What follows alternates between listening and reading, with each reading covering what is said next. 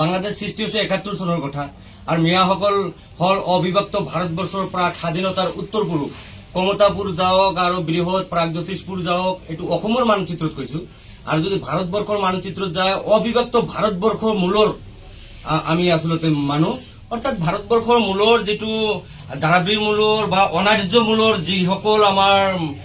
মানে জাতি জনগোষ্ঠী আছে অসমৰ বুকুত বিশেষকে আমি যিখিনি মিয়াক কৈ আছো সেইখিনি মিয়া এই কোচ ৰাজবংশী দাস শূদ্ৰ কলিতাৰ ফালৰ পৰাই কনভাৰ্টেড আৰু তাৰ পৰিচয় আমি আজিলৈকে দাস শূদ্ৰ কলিতা বৈশ্য ইত্যাদি জনগোষ্ঠীৰ মাজতেই পৰি আছো আমাৰ চাৰিওফালে তেখেতসকল আছে এইটো স্পষ্ট নহয় বাংলাদেশ ৭১ সৃষ্টি হৈছে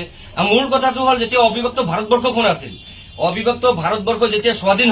স্বাধীন হোৱাৰ পিছত আমি যিখিনি এতিয়া মেজৰিটি মিয়া আছো যেটো মিয়া সকল মিয়া কোৱা হৈ আছে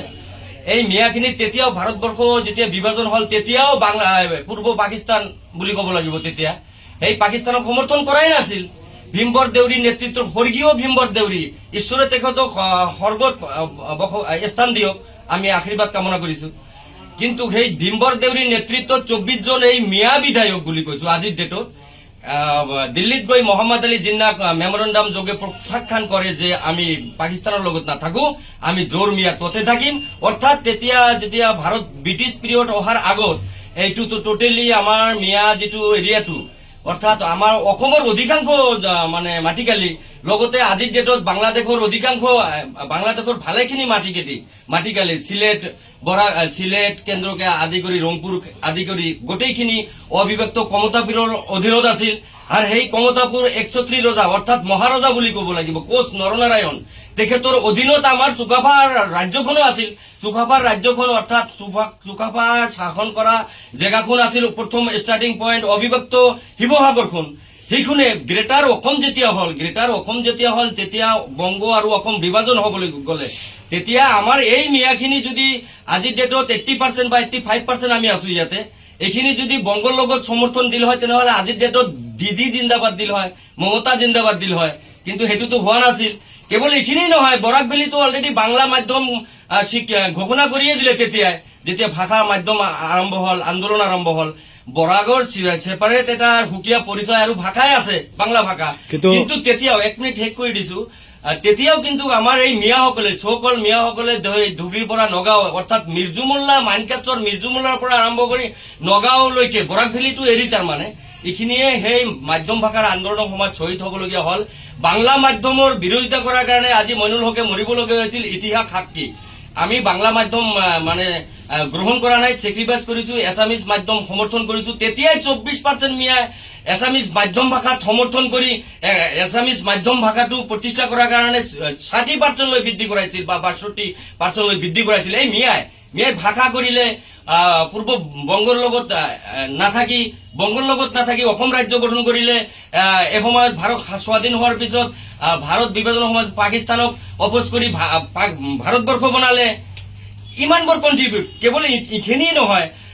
যেনে ধৰক আজি মিয়াৰ শ্ৰমিকে উজনিৰ পৰা নামনিলৈকে আজি মিয়া শ্ৰমিকে কম মূল্যত শ্ৰমদান কৰি অসমখন বুল্ডআপ কৰিলে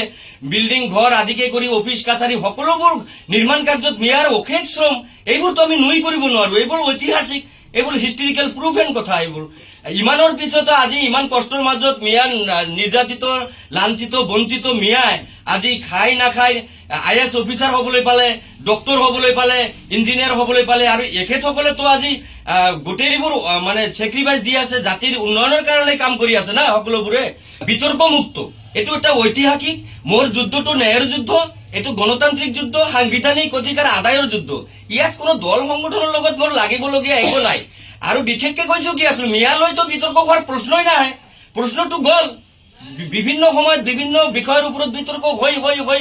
এটা ক্লিয়াৰিফিকেশ্যন আহিছে যোৱা লোকসভা নিৰ্বাচনৰ প্ৰাক মুহূৰ্তত মুখ্যমন্ত্ৰী মহোদয়ে মিয়াৰ বিতৰ্কৰ অৱসান ঘটাই বিধানসভাৰ মজিয়াত এটা বিল আনিব লাগে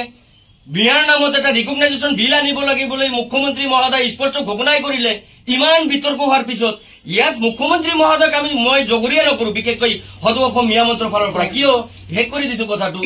এই কাৰণে যে মুখ্যমন্ত্ৰী মহোদয়তো অলৰেডি ঘোষণা কৰি দিছিল নহয় শৰ্মা আলী ডাঙৰীয়াই বিলটো আনক আপোনালোকে মিয়া বিধায়কবোৰে তো মিয়াৰ মাজততো বহুত বিধায়ক আছিল কংগ্ৰেছী বিধায়কো আছিল ইউডিএফৰ বিধায়ক আছিল তেখেতসকলে মাৰাপিটা আৰম্ভ কৰিলে এইবোৰ কথা বেলেগ হৈ যাব আৰম্ভ কৰি বিলটো স্থগিত হৈ থাকিল। মোৰ দাবীটো গণতান্ত্ৰিক দাবী, সাংবিধানিক দাবী। এই দাবী মই সংবিধানৰ পৰা বিচাৰিছো আৰু সংবিধানৰ মান মৰ্যাদাৰ প্ৰতি লক্ষ্য ৰাখি মাননীয় মুখ্যমন্ত্ৰী মহোদয় নিজৰ দায়িত্ব আৰু কৰ্তব্যৰ নৈতিকতা পালন কৰিব লাগে বুলি আমি বিশেষভাৱে আহ্বানো জনাইছো ইতিমধ্যে। আৰু শৃংখল চলিহা কওক, উজনিৰ এই জিতুৱে কওক আৰু ভাস্কৰে কওক,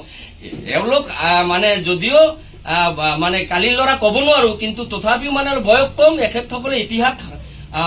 সম্পৰ্কে অলপ জ্ঞান কম আছে। এখেতসকলৰ লগত মোৰ লাগিবলগীয়া নাই আৰু ছয় জনগোষ্ঠীৰ লগতো মোৰ লাগিবলগীয়া নাই। আজিৰ ডেটতো ছয় জনগোষ্ঠীৰ পেটৰ মাজত আমি আছো আৰু ছয় জনগোষ্ঠীৰ মূল সুঁতিৰ মানুহ আমাৰ। তেখেতসকলৰ ভাল কামনা কৰো, উন্নয়ন পৰিষদ পাব লাগে। আজি ছয় জনগোষ্ঠী ব্যৰ্থ হৈছে, আজি মিয়াক গালি পাৰিতো লাভ নাই। ছয় জনগোষ্ঠীৰ নিজৰ অস্তিত্ব স্পষ্ট কৰক, নিজৰ অধিকাৰ সাব্যস্ত কৰক, আৰু মই সহযোগিতাহে কৰিম। আপোনালোকৰ মুখ্য দাবীটো কি? মুখ্য দাবী মিয়া ৰিকগনাইজ হ'ব লাগে। ইমান দিনে টৰ্চাৰ কৰা, বঞ্চিত কৰা, অপবাদ দিয়া, বিভিন্ন সময়ত ডি ভোটৰ নামত, NRCৰ নামত, ভেৰিফিকেশ্যনৰ নামত। ভাৰতীয় নাগৰিক, উই আৰ ইণ্ডিপেণ্ডেন্স। আমি ইণ্ডিপেণ্ডেন্স হোৱাৰ পিছত আমি কি স্বাধীন দেশৰ পৰাধীন নাগৰিক সজাই ৰাখিব? এইটো কি সংবিধানে আমাক কৈছে নেকি? ভাৰতীয় সংবিধানে যিখিনি কৈছে সেইখিনি পালন কৰক, সেইখিনি অধিকাৰ আমাক সাব্যস্ত কৰিবলৈ আমাক সুযোগ দিয়ক। আমিতো দলসমূহৰ লগত লগা নাই নহয়। কেনেধৰণৰ ৰিকগনাইজ লাগে? কওক ছাৰ। কেনেধৰণৰ ৰিকগনাইজ? ৰিকগনাইজ মতে আমি আমাৰ জনগোষ্ঠীয় পৰিচয়টো লাগে। এই মুহূৰ্তত জনগোষ্ঠীয় পৰিচয়টো লাগে, যিহেতু আমি কণ্ট্ৰিবিউশ্যন দিছো, অসমীয়া জাতিৰ লগত বিলীন হৈ গৈছে।